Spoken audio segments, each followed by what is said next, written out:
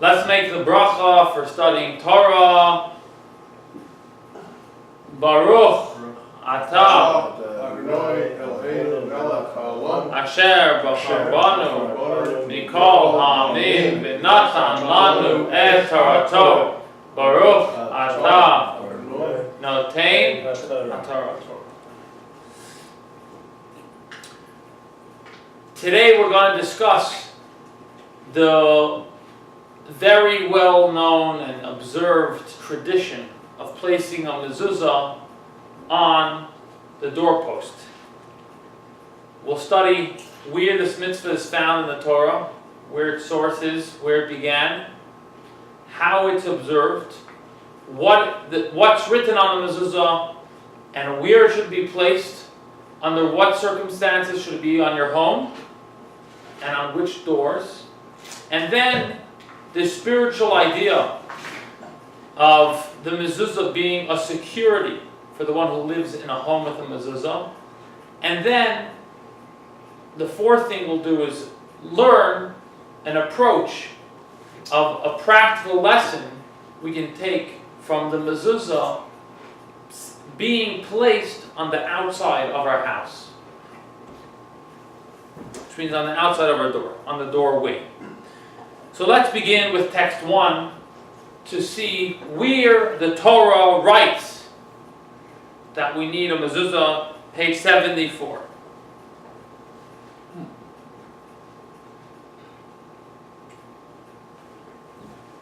Let's read.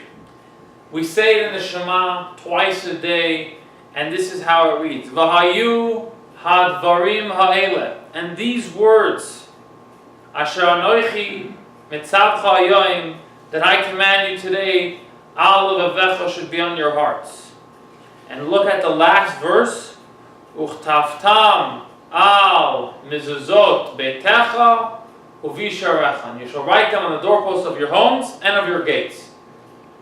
So it says you shall write them. What shall you write on the doorposts of your home and of your gates?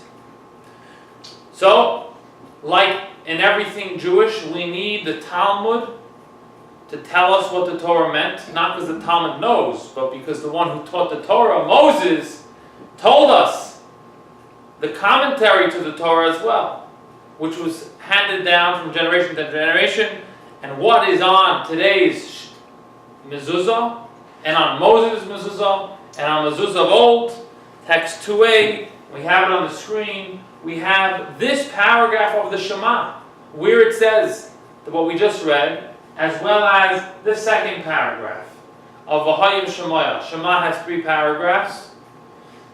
So the first 2 paragraphs is what is written on the parchment. Text 2a, go ahead, Mendy. The 2 passages, Shema and V'haya im Shemaya, are written in a single column on a single sheet of parchment. Approximately half a fingernail of space should be left above and below the writing. Sufficient empty space should be left in the beginning to cover it when it is rolled up. So I have some mezuzahs that are unrolled, so we can see. I actually have very well written mezuzahs, and I have very unkosher mezuzahs, and you can see the difference between the way they're made. But just from this, we're taking a quote from the Shulchan Aruch, the Code of Jewish Law, written in the 15th century, where we see that there's so many details regarding the mezuzah and making sure that it's done properly. So if we just look at the screen, we see that we need the Shema to be the first thing. If you were to unroll the Torah, the mezuzah scroll, it should open with the Shema. So it's when they roll it from left to right. That way, when you open it, it opens to the Shema. Now, if you look closely to a kosher mezuzah, and the reason why I say kosher is because there was a study done a couple of years ago where they took from random homes mezuzahs and tefillin, and 80% were questionable kosher. So, one of the things that make a mezuzah kosher are I would say lines in the scroll. Right, just like you have in school, you have a line notebook. But if you notice, you look at it, you don't see the lines, because the lines are not created with ink. It's a piece of parchment, but the lines are created with an indent. So if you look closely at a mezuzah, you will see what we call the sirtut, the line, and I'll show you later. And if you don't, then you know that mezuzah is not kosher. That's just one indicator, but it's not. And I actually have here with me 6 mezuzahs that were in Missoula on someone's home, and he asked me to have them checked. So I shipped them to New York. We had them checked. 4 of them came back kosher, and 2 of them came back not kosher. And I'll show you what made them not kosher. And it's so small, so small. So it's very important that we just understand that there's so many details regarding this mitzvah. That's why it's important to get experts involved and get it from trusted dealers. It's not like an iPod, which is either working or not working, and you could determine if it's good or not. And if you don't like it, you return it. This is something which a layman can't see. And I'll just show you from 2 mezuzahs the difference. Text 2c, go ahead and edit. Nothing may be added to the text of the passages, with the exception of Hashem's name, Shin Dalet Yud, which is written outside the scroll opposite the word V'haya. Note of the Ramah. You're reading a quote from the Code of Jewish Law. The Code of Jewish Law was written by Yosef Cairo. But Yosef Cairo also had notes. So he also had another. There's another writer named Maisa Israelish, who is the Ashkenazi authority, who wrote inside the Shulchan Aruch, and this is what he writes. Note of the Ramah is the Ashkenazi rabbi writing his opinion. Go ahead. Another opinion is that it should be written opposite the blank space between the 2 passages. This is the prevailing custom. A hole should be left in the casing through which the word shakai can be seen. You have the scroll, and on the back of the scroll you have Hashem's name. Now, what we just read is where should it be placed on the back? And as is written, like the Ramah, like you just read the last paragraph, that it should be written in that blank spot. So if you look at the screen, at the 6th line is the 2nd paragraph starts in the middle of the line. On the reverse side, on the back of this parchment, you should have Hashem's name written right here, and that's where that is on the outside. As opposed to the first opinion, which was just a little difference in spacing. But that's what you see. So let's continue as to where should a mezuzah be placed? Which means, if I ask you, should a mezuzah be on a person's home? The answer would be yes. What about on a person's bedroom door? The answer would be yes. What about on a person's bathroom door? The answer is no. So what are the conditions to having a mezuzah? Should a mezuzah be on your car door? Should a mezuzah be on your garage door? Should it be in your den? Should it be in your horse stable? And there are 10 conditions for what circumstances a mezuzah should be.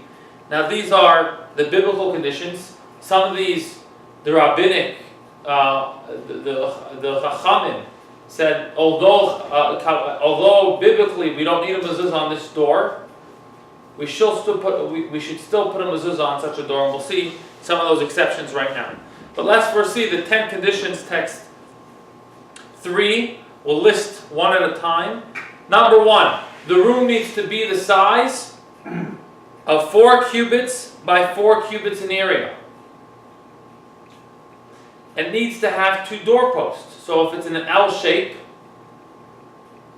or an upside down L, so it only has one doorpost, it also needs to have a lintel. If you have a doorway that doesn't have a lintel, let's say it just has a roof, but there's no lintel for the doorway, most doorways have a lintel, so let's say this doesn't have a lintel. What's a lintel? A lintel is the top of the door frame. Okay? So it's just the horizontal part of the vertical doorpost. The doorpost is vertical, a lintel is Horizontal. It's the lintel of the floor, the lintel of the top, right? It needs to have a roof, the room needs to have a roof. So let's say you have a room that doesn't have a roof, let's say an open swimming pool area, right? So let's say it's an outdoor swimming pool, doesn't have a roof. Does that doorway need a mezuzah? No, because it doesn't have a roof to that area. What about a sukkah? We'll see that very soon. And we'll actually mention that right now. A sukkah, look at number 10. One of the conditions is it needs to be a permanent dwelling. How long is a sukkah standing for? 7 days. 7 days. So therefore, if it is standing for longer, guess what? You need a mezuzah, but it's not kosher for a sukkah. Because a sukkah needs to be a non-permanent dwelling. Let's go back. Number 5, it needs to have doors. Number 6, the entrance needs to be a height of 10 handbreadths. Number 7, very interestingly, it needs to be something which is not owned by the temple. Right? The temple had property that people donated. It cannot be owned by a temple, not any temple, by the temple. So it doesn't mean if someone donates their home or their building to Chabad, it doesn't need a mezuzah. It does. If someone donates something to the temple, that they're not allowed to use because it doesn't belong to them anymore. It has its very high level of holiness, and therefore doesn't need a temple. It doesn't need a mezuzah. And 8, it needs to be intended for human habitation as opposed to animals. Number 9, it needs to be intended to be used in a dignified dwelling. That might be why a car doesn't need a mezuzah. What about a prison cell? And it needs to be a permanent dwelling. That's a good point. Does a prison cell need to have a mezuzah? Well, if it's a prison's not dignified. You're right. That's a good point. That's a very good point. And also, who would have the responsibility of putting on a prison cell? Would it be the inmate or would it be the prison? Inmate. It would be the inmate. So this is a good question, actually. I don't know the answer to it. Now, what do you do when you put a mezuzah on your door? How do you do it? So number 1, you need to install the mezuzah in a case or some other material as opposed to just taking the scroll and just rolling it up. It needs to be protected in some way and covered in some way as well. And the following blessing is made. Baruch atah Hashem. I won't say Hashem's name because you're not allowed to, but I'll say Baruch atah Hashem. Elokeinu melech haolam asher kiddushanu b'tzvos tzvanu ligbaya mezuzah, which means you gave us the mitzvah to affix a mezuzah. Okay, now we are on a doorpost. Should we put the mezuzah? Text 5a, go ahead, Elliot. Where is the mezuzah affixed? Within the entrance, within a handbreadth of the outer edge of the doorpost, at the beginning of the top third of the entrance. If it was affixed higher, it is acceptable as long as it is at least a handbreadth below the lintel. It should be placed at the right-hand side as one enters the house. If it is placed on the left-hand side, it is invalid. How is it affixed? It should be nailed into the doorway. Alternatively, one should hollow out the doorpost and place the mezuzah within. One should not hollow out a place deeper than a handbreadth for that when invalidated. So, it needs to be on the right side of the entrance of the doorway. So, if it's the front door of a house, it shows go on the right side. If it's not the front door of a house, if it's a bedroom, or if it's a dining area or area in the house, any doorway that requires mezuzah in the house, it should go in the way to the right side of where the door enters. So if the door opens outward, then it should be on the left side, because the way the door opens is the way to discern what is the right side of the door. So let's say you have this doorway coming into the shul. There's two ways to go through it. Which way is the right way? So we don't have a door, but if we would have a door, the door would be the way to determine which way it should be. If the door would open into that room, then it would be on the other side. If the door would open into this room, the mezuzah would stay where it is. So, in what direction should the mezuzah be? Which means, right now when you see a mezuzah, it's very interesting. You see the mezuzah on a slant. Should the mezuzah be vertical or horizontal? So this is actually a great discussion amongst the Talmud commentaries. And if you see, in some homes, in Sephardi homes in particular, the mezuzah are completely vertical, standing straight on the doorpost. If you go into Ashkenazi home, or most homes, because even some Sephardim adapt this custom, is they take the mezuzah and they put it on a slant, in a way that the top of the mezuzah should be facing inward towards the room that's considered the right.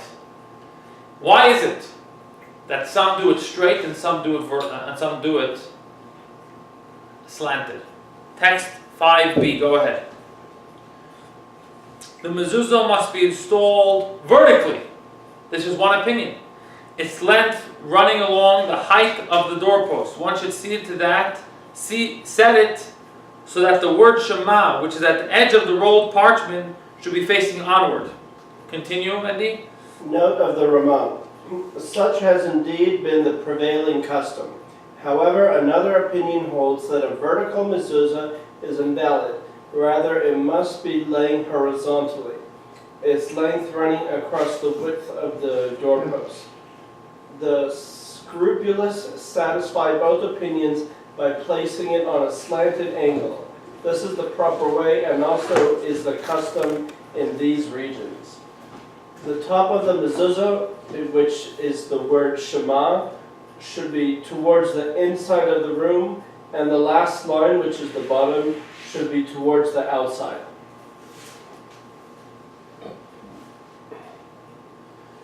Now, we mentioned, so let's just continue on this. So we have the Yosef Cairo, the first opinion holds that it should be vertical. The Ramah brings an opinion that it should be horizontal, completely like this. Now, do we see, you ever saw a mezuzah like this on a doorpost? I've never seen that. No, me neither. Why is this? Why do we put it on a slant? And the reason is, because according to the opinion that says it should be vertical, it's not kosher if it's horizontal. According to the opinion that says it should be horizontal, says it's not kosher if it's vertical. So what do? We compromise, and we put it on a slant. But really, if we compromise and we put it on a slant, are we keeping true to any of the opinions, or are we totally demolishing both? Because one opinion says it should be vertical, and what do? Horizontal on a slant. The other opinion says it should be horizontal, what do on a slant? So we're not listening to any of them. Why is putting on a slant helpful? And the reason is like this, because according to the opinion that says it should be vertical, this is when it's kosher. You ready? Kosher, kosher, kosher, kosher, kosher, kosher, kosher, kosher, kosher, not kosher. So this is all kosher zone. According to the opinion that says that it's only kosher if it's horizontal, this is when it's kosher. Kosher, kosher, kosher, kosher, kosher, kosher, kosher, kosher, kosher, not kosher. So an area where they both agree is kosher is on a slant. So if you think about it, we're not breaking both opinions. When we say we're compromising, which is true, we're compromising because basically in a very easy way to understand, we're compromising. But in truth, we're bringing a synthesis of both opinions. And according to Kabbalah, when a person puts a mezuzah vertical, or when they put the mezuzah horizontally, they are drawing down a certain energy into this world. However, each energy, if it's horizontal or vertical, it negates the other energy, and that energy that they're bringing down is limited to a certain degree. And that's why it cannot contribute vertically and horizontally. They can't bring down that energy that can be helpful in both ways. Because in Judaism, sometimes you have, what do you have? You have either a thesis, you have one idea that stays strong to its approach. Then you have the antithesis, which is the opposite of that idea, which stays strong to that approach. So there's the thesis, which is one idea. The antithesis, which is another idea, which do not come together. They're opposite to each other. Then you have a synthesis, which is merging both ideas, which means that Kabbalistically speaking, we spoke about the Halachik idea of putting it horizontally, but Kabbalistically speaking, when we're dealing with the concept of bringing an energy down while we do a mitzvah, the energy of vertical and the energy of horizontal are both limited energies. But when you merge both ideas by putting it horizontal, by putting it on a slant, you're bringing a completely new energy that is a synthesis of both, which is so great that it's able to encapsulate and draw both energies together. Okay, how many doors in your home should have a mezuzah? All.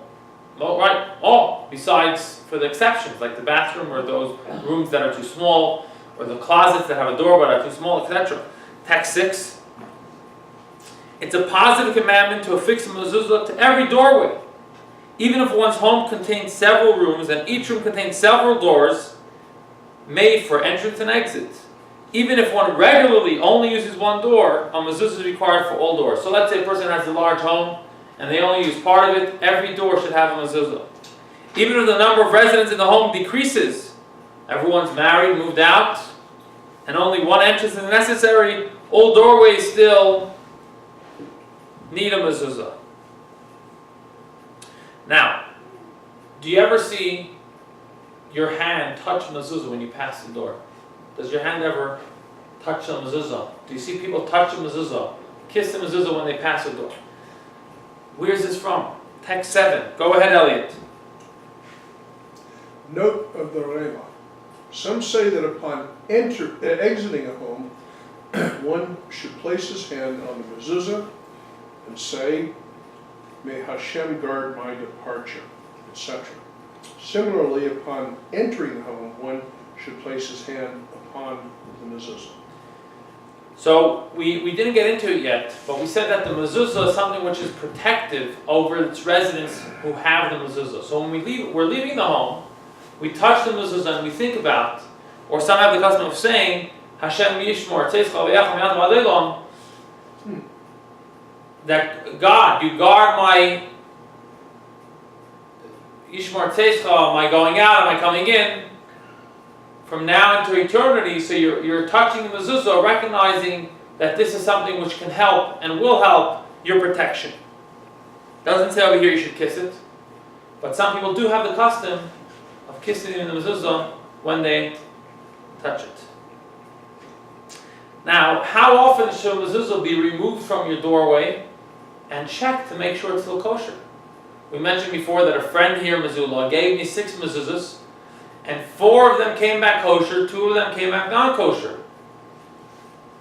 Now, it's very possible that a mezuzah is initially kosher, and that's the concern. It's initially kosher, then it becomes not kosher, which means it's like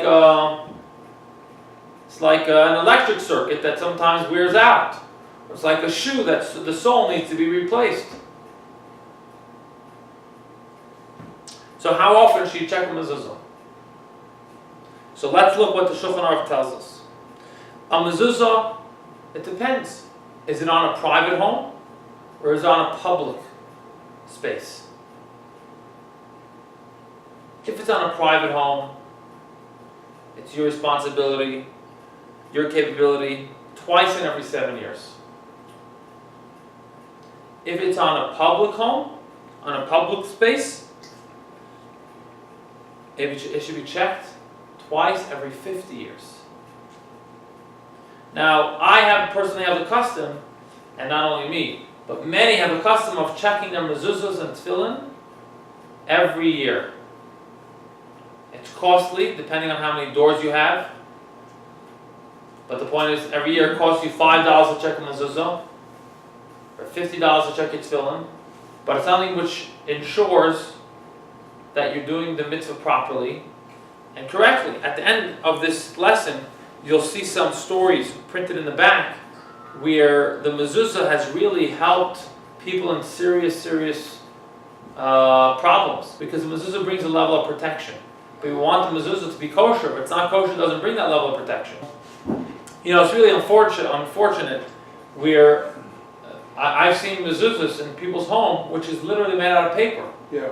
Because people, unfortunately, do not know, are uneducated, and they literally buy either a mezuzah that's empty, a mezuzah that's fake, a mezuzah that's looks kosher, and maybe it was kosher the day it was written, but afterwards it was made so cheaply that it just fell apart. So it's so important. I remember when I was younger and I would visit nursing homes, and the residents that were Jewish wanted a mezuzah.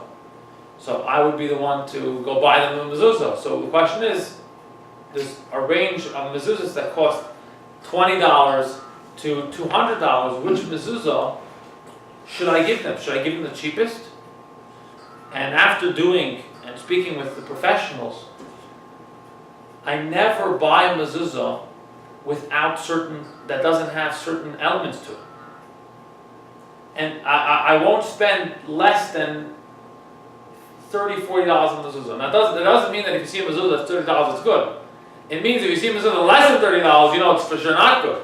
Because if selling it for so cheap, that means the person who's writing it is writing it so quickly that he's not doing a job that's good enough, or he's buying materials that are synthetic and aren't real, and that's why he's able to cut the cost down. So what do you do when you send your mezuzah in for quality? I'll show you results that we got back. Uh-huh. So I'll show you a mezuzah that's kosher. But then you don't have mezuzah all over your house. While it's being checked, it's fine. Which is interesting. It's a good point. It's not like tefillin. Let me give you an example. Tefillin need to be worn every day by a male over the age of 13. Right. On Shabbos, we don't wear tefillin. So if my tefillin are being checked, I need to wear tefillin even though my tefillin are being checked, and I don't have tefillin. I have to find another pair. Yeah. A mezuzah doesn't need to be on your door if you're in a hotel. Right. Even though you're kneeling out, it doesn't need to be on your door. A mezuzah does not need to be on your door if it's being checked. If it's in the process of coming back on your door, meaning obviously you shouldn't be taking 3 months, it should be taking 3 weeks. You ship it in, they check it, they ship it back. If that's the case, and if you will like, you can leave one mezuzah on your door, meaning you don't have to. That's meaning right now your mezuzah is giving you the protection, it's giving you the holiness by it being checked. It's not like, just like when a person moves into a new apartment. They don't need to put mezuzah up right away. They need to put mezuzah up within 30 days. Tefillin is different. My body needs to wear tefillin every day, besides Shabbos. Every male needs to have the mitzvah of wearing tefillin. The house sometimes needs a mezuzah, sometimes it doesn't. If it's being checked, if you just moved in, it doesn't need a mezuzah, and that's fine. So that answers the question I sent you by email. What? Those mezuzah are no good. If you're seeing a mezuzah on eBay or Amazon, the problem isn't that the mezuzahs on eBay or Amazon. The problem is you don't know who's selling it. Right. If you don't know who's selling it, how do you know the quality? Now these had certificates of kashrut. So if they have certificates of kashrut, that's a good sign. The question is, who's giving the certificate to this kashrus, and also what level is it? Like I said, if it's that cheap, what's so it's with me, I won't buy tefillin, just like I won't take medication from a drug dealer, even though he's telling me it's Tylenol. I'm not taking Tylenol from him, even though he's telling me it's Tylenol, even though he's giving me a good price on it. I'm only going to take Tylenol from a proper drug source. For example, I'm only going to take serious stuff from people that I trust. I know a Jew here in Missoula who bought a pair of tefillin on Amazon, and he bought it for so cheap that after doing some research himself, he sent it in for checking, and it came back 5 minutes, meaning as soon as they opened it, they said it was not kosher. They saw right away. Amazon took the return, and later when we looked at reviews, a number of people saw that issue. That the tefillin were not even kosher to begin with. Why were they not kosher? I don't know the detail, but I'm just saying, he bought tefillin for $150 on Amazon. That's already a red flag. You can't buy tefillin for $150 unless it's your grandfather selling it to you for $150 because he decides he wants to give you a gift and only sell it to you for $150. Or if it's your brother who wants to give you a gift and he's making you pay only part of it. If someone you don't know is selling you $150, okay, it's very unlikely that it's kosher. So, question, is a mezuzah or tefillin, are they kosher if they're stolen and then from an original owner, then resold to someone else? It's a great question. That's a good question. It's It's a a law question. school question. That's a very good question. And the real question is, does the tefillin need to belong to you? That's the question. Does the sukkah need to belong to, like when you do a mitzvah, does it need to belong to you? So it's discussed. If you steal a shofar, and when I say steal, it could be like a gray area. You saw a shofar, it's Rosh Hashanah, you know how to blow it, but you don't know who owns it. Can I take it and blow? Or am I stealing? And am I doing it? Or if you see tefillin, you didn't put a tefillin yet, and you see someone's tefillin, you're on a train in Israel, you see the guy left his tefillin, can I put on tefillin and fulfill the mitzvah? So if I see someone's talis and shul and I put it on, can I do the mitzvah? And the answer is, it depends which mitzvah. So the following things need to belong to you, just off memory, and if not, you don't fulfill the mitzvah. A lulav and esrog, sometimes a sukkah, tzitzis, and I think that's it. But if you put on tefillin and it's not yours, you still fulfill the mitzvah. If you put on tzitzis and it's not yours, you have not fulfilled the mitzvah. If you took someone's lulav and it's not yours, you have not fulfilled the mitzvah. So, very good question. Now, there's a famous non-Jew who became Jewish. He's the first one to write a commentary on the Bible that's accepted and that led so many Jews to understanding the Torah because they did not understand the proper, they did not understand the Hebrew of it. And his name was Onkelos. But he was inspired by Judaism and he became Jewish. His father, who was the Roman emperor, said, "Oh my God, my child became a Jew?" So he sent troops to go retrieve him. And what happened? Those troops were so inspired by Judaism that they became Jewish. So the father sent another set of troops. Let's see the story inside. Go ahead. Text 13. Go, Mindy. Onkelos, son of Clonimus, converted. When Titus, outraged by the conversion of his nephew to Judaism, I apologize, it was Titus that was the emperor. When Titus, outraged by the conversion of his nephew to Judaism, sent legionaries after him, Onkelos expounded verses, and they were so affected they themselves converted. Caesar again sent legionaries after Onkelos. He told them, "Do not discuss anything with him." As the legionaries took Onkelos with them, he placed his hand upon the mezuzah on the doorway and asked them, "What is this?" "You tell us," they said. he told them, "The accepted practice of a mortal king is that he sits inside while his servants stand guard outside. God, however, has his servants inside while he guards them from the outside. As it is stated, God shall guard your going out and your coming in from now and forevermore." These words made such a profound impression on the legionaries that they too converted to Judaism. After this, Caesar did not attempt to send for him again. So it was the third attempt. Over here we only read 2. But it was the third attempt where Onkelos, and if you look at the screen, we see on a regular Chumash, you have Onkelos as the commentary in Aramaic, and he said a very powerful lesson about the mezuzah. The mezuzah is something which protected Jewish people, and this is like the ancient security system where God stands outside protecting his servants, his sons, his family. Now, where is the concept of a mezuzah being of protection found? Where does it begin? And like most things, or many things in Judaism, guess what, fellas? It begins in Egypt. So look at the screen. The 10th plague. What was the 10th plague? The 10th plague was putting blood on the doorpost.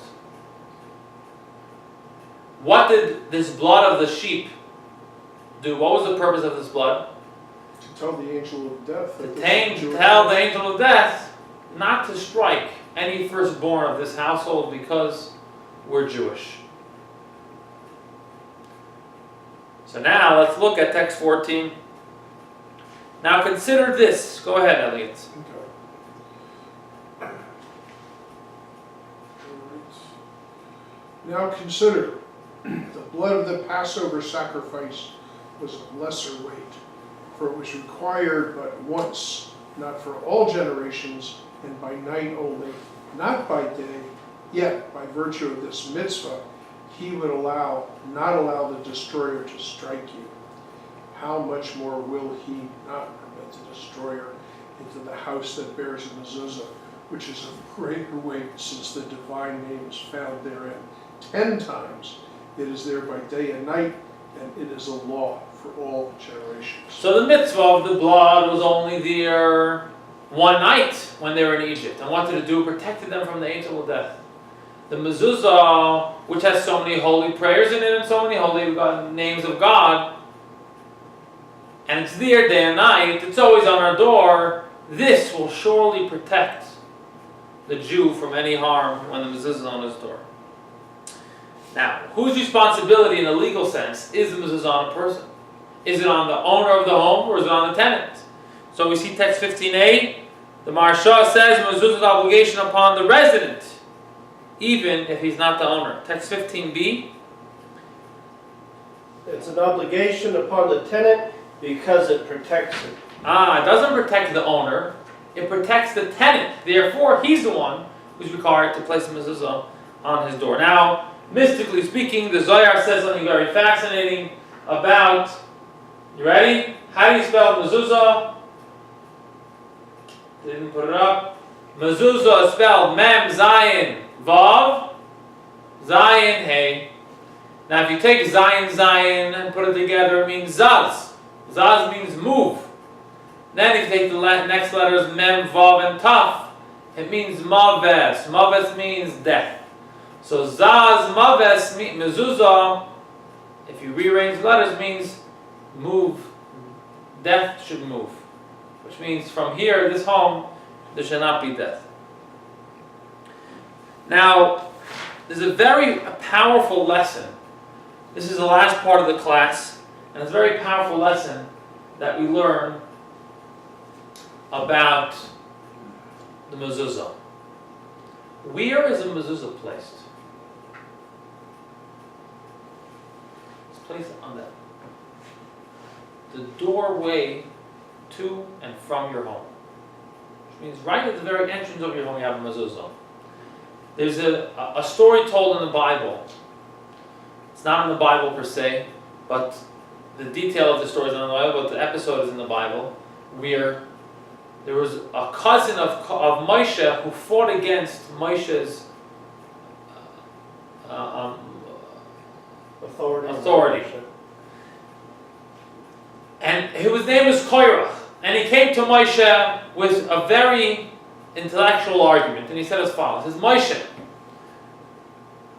if a house has hundreds of books of Torah in it, including the entire Bible in the home, does it still need a mezuzah?